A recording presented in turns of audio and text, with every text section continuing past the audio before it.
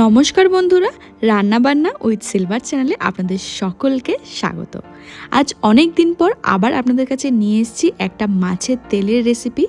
বেগুন দিয়ে মাছের তেলের আজকে চচ্চড়ি বানাবো।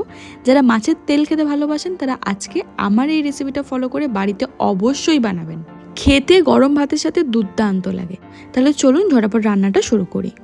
দুটো বড় মিডিয়াম সাইজ আলু, দুটো পেঁয়াজ আর একটা বড় বেগুন কেটে নিয়েছি, সাথে 3টে লঙ্কাও নিয়েছি, আর এদিকে নিয়ে নিয়েছি ভেটকি মাছের তেল।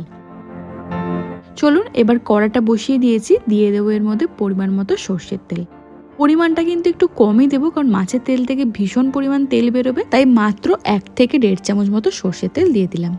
এবার তেলটা গরম হলে পেঁয়াজটা যেটা কেটে রেখেছিলাম, মিডিয়াম সাইজের দুখানা পেঁয়াজ আমি এর মধ্যে দিয়ে দিচ্ছি। এবার পেঁয়াজটাকে লাল করে একটু ভেজে নিতে হবে। তাহলে চলুন ঝটপট পেঁয়াজটাকে লাল করে ভেজে নিই। যেহেতু পেঁয়াজ ভাজতে আর একটুখানি তেল লাগবে, আর আমি তেল খুবই কম দিয়েছি, তাই জন্য এখানে তেলের পরিমাণটা যাতে বাড়ে সেই জন্য দিয়ে দেব মাছের তেল কিছুটা পরিমাণ। যতটা পরিমাণ তেল নিয়েছি তার হাফটা আমি এখনই দিয়ে দিচ্ছি, যাতে যে পরিমাণ তেল বেরোবে সেই পরিমাণ তেল দিয়ে পেঁয়াজ, আলু, বেগুন এগুলো সব যাতে ভাজাভাজি হয়ে যায়। তাই দেখুন এবার তেলটা আমি এর মধ্যে ঢেলে দেবো। অর্ধেকটা মাছের তেল দিয়ে দিয়েছি। এবার গরমের তাপে মাছের তেলটা গলে গিয়ে তেলের পরিমাণটা বেড়ে যাবে। সেই তেলে কিন্তু পেঁয়াজ ভাজাটাও হয়ে যাবে, আর এই রান্নাটার মধ্যে তেলের খুব সুন্দর একটা গন্ধ ভরে যাবে।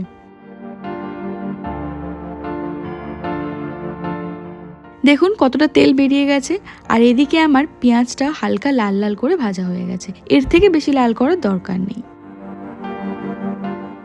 এবার চলুন এর মধ্যে দিয়ে দেব কাঁচা লঙ্কা। আমি 3টে কাঁচা লঙ্কা দিয়ে দিয়েছি, আর যে আলু কেটে রেখেছিলাম মিডিয়াম সাইজের দুটো, ডুমো ডুমো করে কেটেছি, সেই আলুগুলো সব দিয়ে দিলাম। এবার আলু, পেঁয়াজ আর লঙ্কাটা ভালো করে একটু ভেজে নেব। আলুটা যাতে তাড়াতাড়ি সিদ্ধ হয়ে যায় তাই জন্য আলুটা কিন্তু আমি আগেই দিয়ে দিলাম। এই রান্নাতে আমি কোনো জলের ব্যবহার করব না। আলু, বেগুন, পেঁয়াজ থেকে যতটুকু পরিমাণ জল বেরোবে সেই জলেই কিন্তু গোটা রান্নাটা করব। তার ফলে কিন্তু রান্নার টেস্টটা খুবই ভালো হয়। নুন দিয়ে দিলাম, হলুদ দিয়ে দিয়েছি। এবার ভালো করে নুন আর হলুদটা মিশিয়ে নিচ্ছি। নুনটা আগে দিয়ে দিলাম যাতে আলুটা তাড়াতাড়ি সিদ্ধ হয়ে যায়। এবার আলু, নুন সমস্ত কিছু নাড়াচাড়া করে নেবার পর এটাকে ঢাকা দিয়ে দেব ওই 10 থেকে 15 মিনিটের জন্য, যাতে আলুটা নরম হয়ে যায়।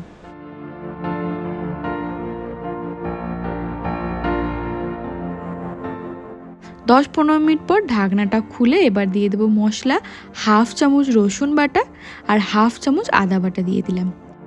এবার যে বেগুনটা কেটে রেখেছিলাম একটা বড় সাইজের বেগুন, সেটাও দিয়ে দিলাম। আলুর থেকে কিন্তু ডবল পরিমাণ বেগুন দিতে হবে, কারণ বেগুনটা পরে নরম হয়ে গিয়ে কিন্তু একদম কমে যাবে, আলুর সাথে মিশে যাবে। তাই আলু যতটা দেবেন তার ডবল কিন্তু বেগুন দেবেন। আমি দেখুন কতটা পরিমাণ বেগুন দিয়েছি, এখন পুরো কড়া জুড়ে বেগুন ভর্তি হয়ে গেছে। কিছুক্ষণ পর দেখবেন বেগুন একদম কমে গেছে। তো যাই হোক, নুন দিয়ে দিলাম আর কাঁচা লঙ্কা দিয়ে দিলাম, আর দিয়ে দিলাম এই বাকি মাছের তেলটা। একটুখানি নাড়াচাড়া করে নিচ্ছি, ভীষণ আলতোভাবে হালকাভাবে নাড়াচাড়া করছি, কারণ দেখুন কড়ার মধ্যে পুরো বেগুনটা ভরে গেছে, যাতে ওদিকে না পড়ে যায় সেই জন্য হালকা করে নেড়ে চেড়ে নিয়ে আমি এবার ঢাকা দিয়ে দিলাম। এবার মিডিয়াম ফ্লেম রেখে প্রায় 10 থেকে 15 মিনিট পর ঢাকনাটা খুলবো।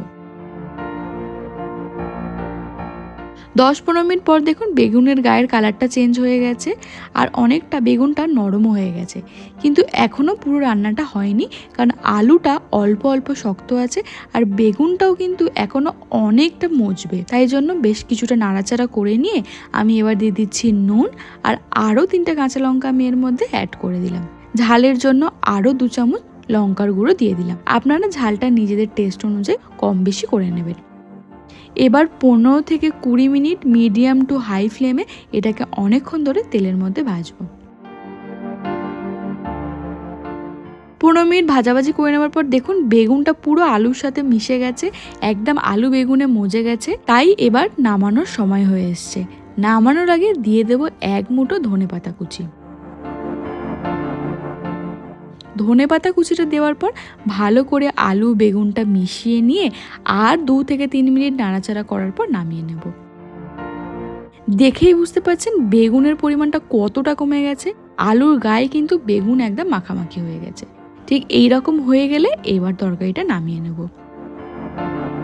যারা মাছের তেল পছন্দ করেন তারা প্লিজ এই রান্নাটা একবার বাড়িতে করে দেখুন, দুর্দান্ত টেস্ট হয়। গরম ভাতের সাথে যদি এক বাটি এই চচ্চড়িটা পাওয়া যায়, সাথে কিন্তু আর কিচ্ছু লাগবে না, কোনো মাছেরও দরকার নেই, এত টেস্টি হয় এই রান্নাটা।